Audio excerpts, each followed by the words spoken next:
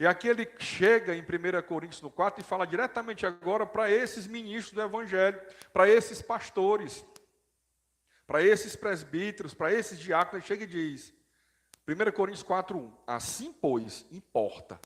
Ou seja, olha o que é importante, que todos nos considerem como ministros de Cristo. Por que que ele fala nos considerem? Porque aqui ele está falando exatamente de líderes da igreja, ele está falando exatamente de pastores, de presbíteros e dos apóstolos que existiram naquela época. Eram todos, ele mesmo falou, quem é Apolo, quem é Paulo? Ou seja, Paulo era ele que era apóstolo, e Apolo era um ministro da palavra, um pastor naquela igreja de Corinto. Nós somos apenas servos. Então ele disse, o que importa verdadeiramente é que todos, quem é todos? Todo o povo, seja o crente, seja o descrente, que naquela cidade conhecer aquele cidadão, ó, o fulano ali é o pastor de tal igreja, o fulano ali é um presbítero, é um diácono, é o fulano de tal igreja. O que importa é que todos nos considerem como ministros de Cristo e encarregados dos mistérios de Deus. O que é nos considerem? Considerar é diferente de saber. Você saber que o fulano de tal é pastor de tal igreja é uma coisa. É um fato. Fulano de tal é pastor de tal igreja, você sabe. Eu sei, ele é pastor de tal igreja. Agora, você considerar aquela pessoa, consideração. Consideração. Consideração é uma coisa que hoje em dia é difícil até entre amigos. Tem amigo que não considera o outro. Amigo, né, entre aspas, que não considera o outro. Às vezes uma pessoa que fez o bem, uma pessoa que deu, que abriu mão de algo para fazer algo pela outra pessoa, e aquela pessoa que recebeu o ato, às vezes não considera o outro. E aqui ele está falando de consideração.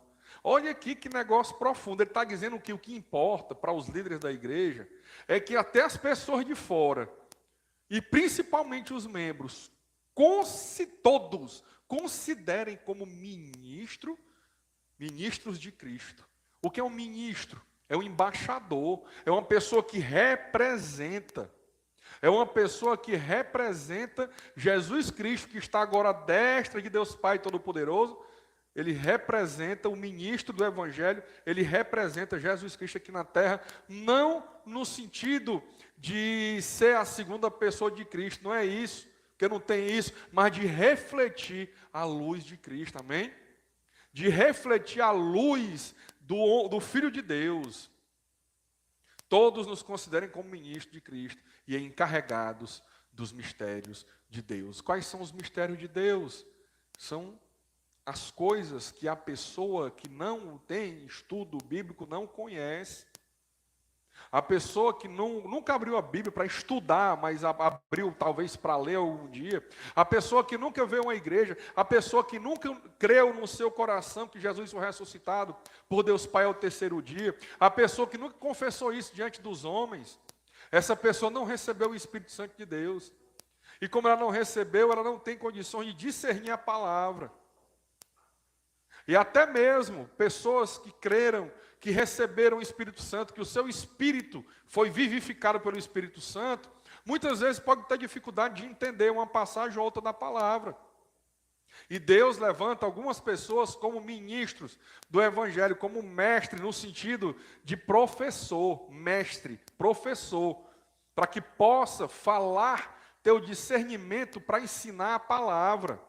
Por exemplo, uma pessoa que não tem o discernimento, ou que não tem o Espírito Santo mesmo, ela jamais vai entender o que é a paz que excede todo entendimento. Ela jamais vai entender o que é nascer de novo. Ela jamais vai entender o que é ser regenerado. E aí é preciso que uma pessoa que Deus levanta como pastor, como presbítero, uma pessoa que vai ser mestre, vai ser professor na palavra, ele estude a Bíblia, ele receba o entendimento do Espírito Santo e ele possa passar para a igreja. E os membros da igreja que têm o Espírito Santo de Deus, que têm o seu Espírito vivificado, vai testificar e vai entender aquilo. Porque uma pessoa do mundo vai ouvir a mesma explicação, mas não vai entender. Não vai nem mesmo querer aceitar.